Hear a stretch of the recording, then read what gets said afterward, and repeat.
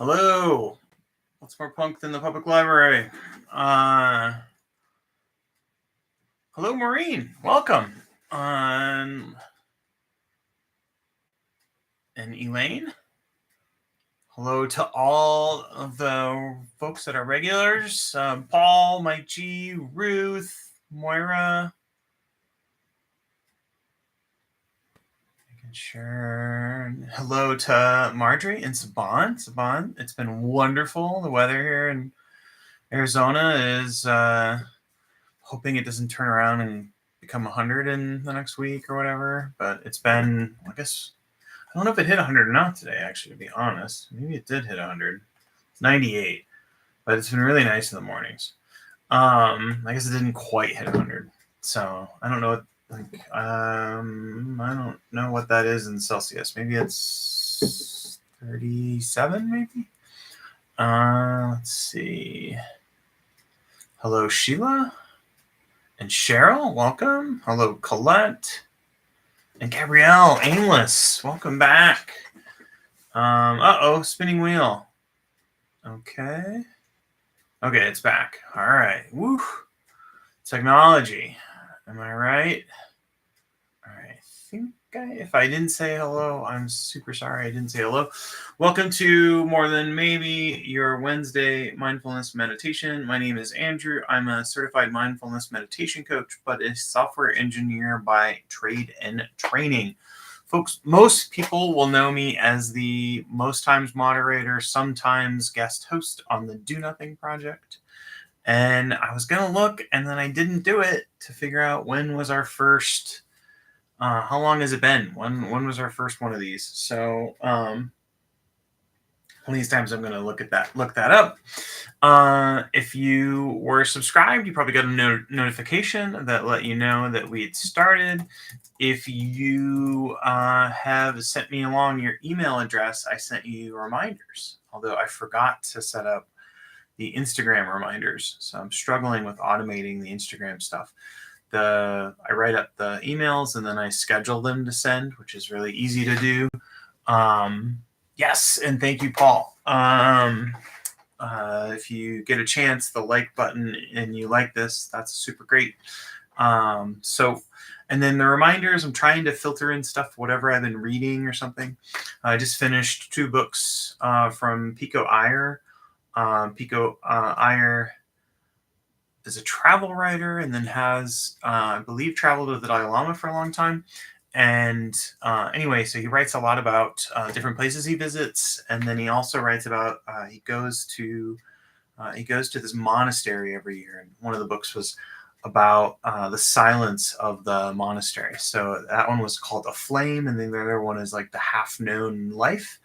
But yeah, so I was grabbing a few things that were little thoughts and little gems from those that I'm going to try to put into the newsletter, because usually when I write the newsletters, I've just got done with Do Nothing Project and I don't have any energy or creativity.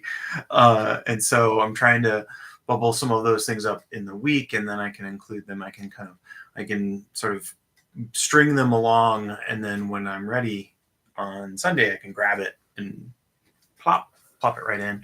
So, but if you are on Instagram, Leonards.coaching is where I will be posting when I'm figuring out how to post more. So yeah, what to expect. You should expect a 25-minute meditation sit that will be of mindfulness technique style as far as meditation. And then the last 5 minutes of that 25 minutes will be where we let go of the technique altogether and we do nothing. Yes, Art of Stillness was great. That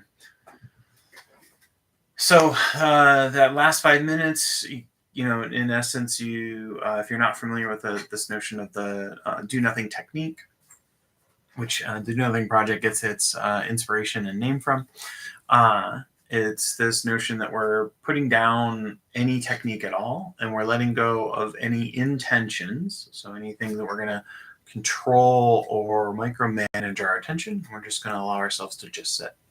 So sitting and knowing we're sitting is like the sometimes prompt that maybe doesn't land for everybody. But that is, I think, a skillful one, and that is borrowing from Joseph Goldstein. So, all right, I've said all of these things, and it's before 6 minutes. This is a good day for me. I have a special bell with a little cushion that helps it make it be resonant, and I have something to invite it with. So I will invite the bell, and we're gonna do. I'll sort of live thread in what we're gonna do, but a little bit of like working with. We'll work with focus in, and then we'll let go of that. So here we go. Oh wow, that was way too soft. We'll do that again. This is a mulligan. There we go. All right, that was super soft. That's much better. All right. So we say we invite the bell to signal the beginning of the sit, but you think that your sit began the moment you logged in too. So totally fine. We begin by establishing our posture. Upright without being uptight is our goal. Allowing a natural curvature of the spine. The feet are arranged in a comfortable way. We establish a stable base either on a chair, a cushion, or a bench. And I'll focus on the seated posture, but you could be standing, lying down, or walking, all equally effective and spiritual. And then just kind of getting an idea, just a little sampling of what is it like right now, just right now in this moment. So getting an idea of what's already here is one way of thinking about it, or like what's going to ride along with us in the sit because it's already there. So maybe you're feeling a little slow at the end of the day. Maybe you're taking a lunch break and you're feeling a little frazzled. So just acknowledging whatever's already here.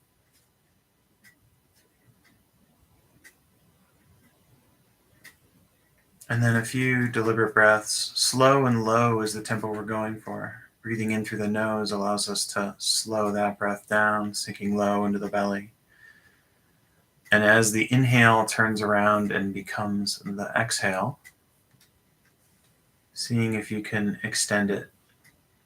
And in that extension, maybe even a little accentuation.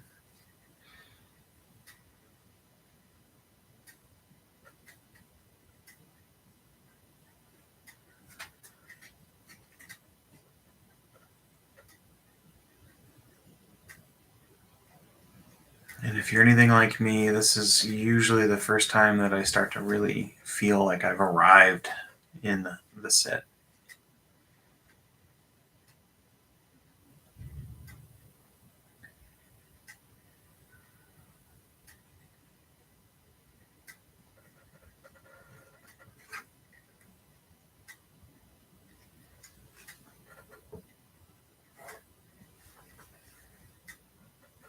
So I mentioned we will do focus in. So we can think about when we're tracking our experience. In a noting practice, we have see, feel, and hear. Actually, see, hear, feel. There we go. And there is an inner and outer component to each of those. When we say we're focusing in, that is mental image, mental talk, and emotional body sensations.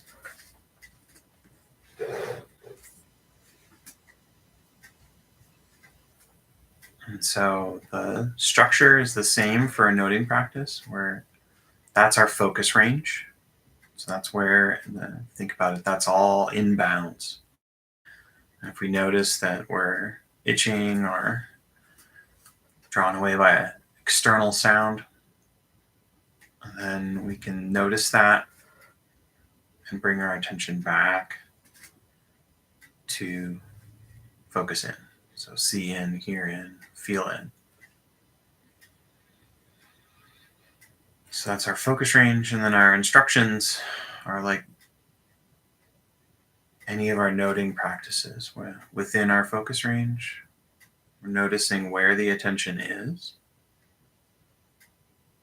Maybe the attention is on an emotional body sensation.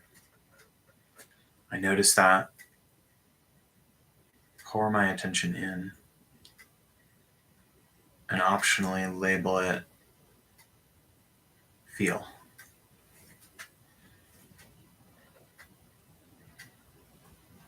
And then as I notice that, maybe I have a bit of mental talk. I notice that, soak my attention in, and use the label here, HEAR.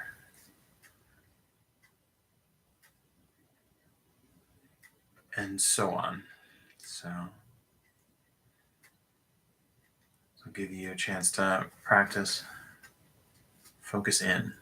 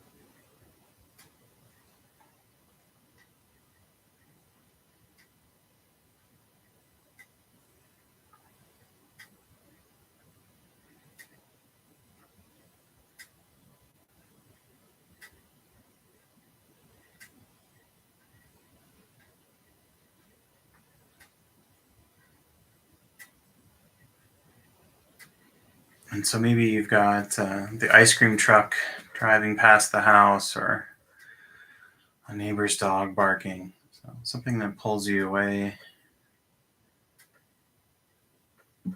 regarding the sounds around you.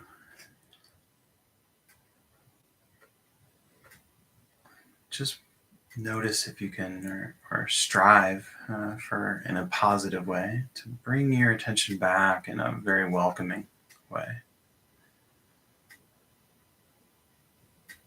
Tension has been drawn away, our concentration has been pulled outside of our focus range. And with an admiration and compassion, we bring our attention back and abide in focus in.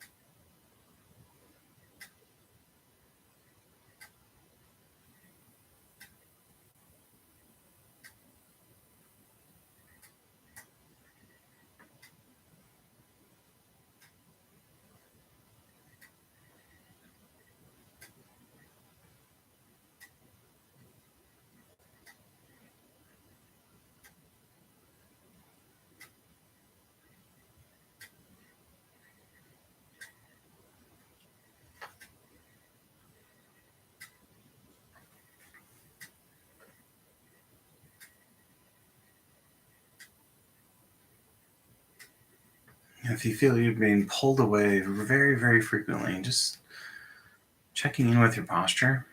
So, starting place.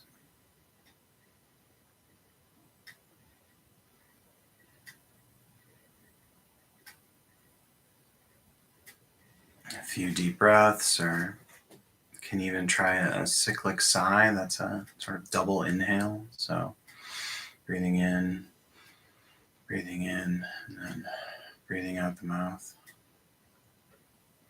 Just a reset.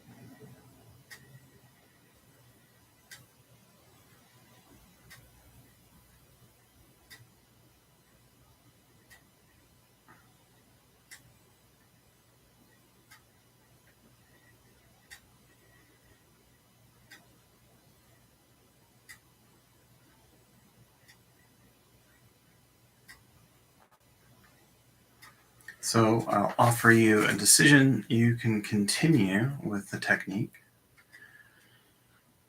for the next bit, or you can, with care, put our technique, focus in off to the side, and shift into do nothing. And the tagline I offered at the beginning from Joseph Goldstein, this is really sitting and knowing that you're sitting. You can think of it as the least possible effort in being aware. Or we can use the unified mindfulness instructions where we let go of any intention to control our attention and just sit.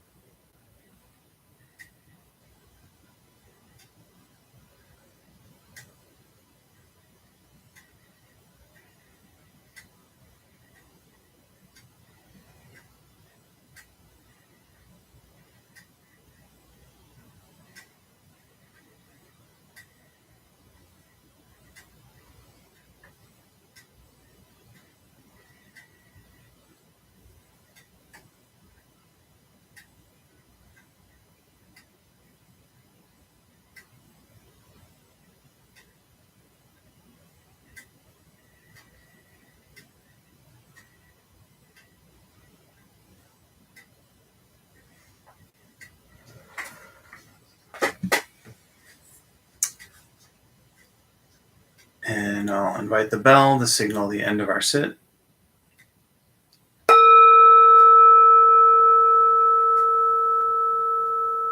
Thank you for your practice. May the fruits of our practice be for the benefit of all beings. May our actions be for the benefit of all beings.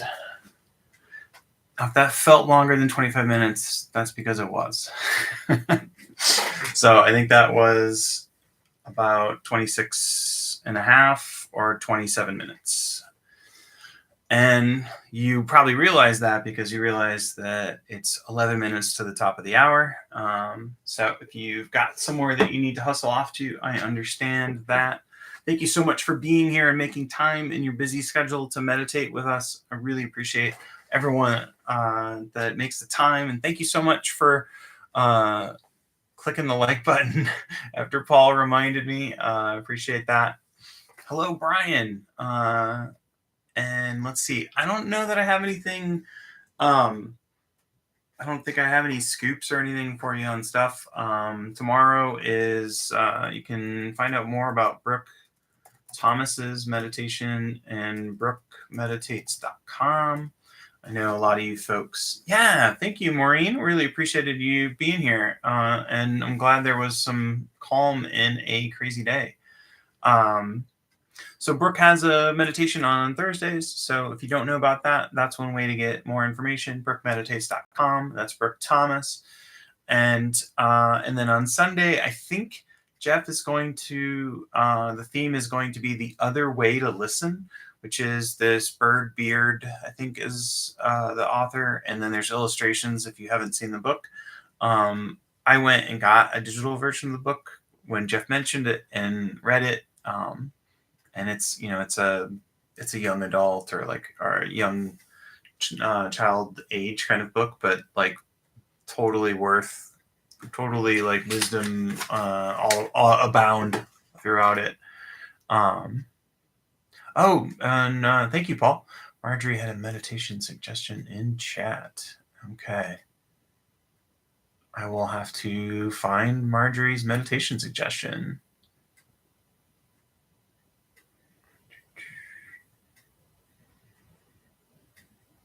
All right. Cool. Thank you. I think that's all of the stuff now. Yes, equanimity equinox. That is a great idea. Okay, I was gonna say, Paul, I wasn't seeing it right away. Okay, that is a great idea. Equanimity equinox. Gosh, when is the equinox? The equinox is coming up, right? Is that the autumnal equinox?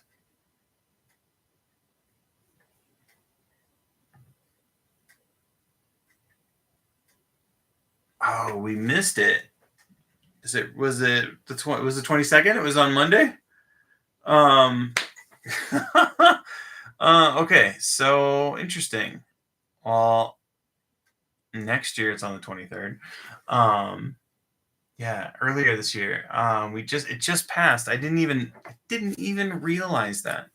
I still like it as a theme. Just because it just passed doesn't mean we can't use it. So, all right, I'll let you all get to what is the next right thing for you to be doing. And equanimity has no expiration date, right? So thank you again. If you aren't, I already said this, but just one more time, if you aren't on the news or my newsletter-ish reminder email that I send out, that's the way you get on it. And thank you. Have a great rest of your day and happy Thursday if you are in Australia. Bye now.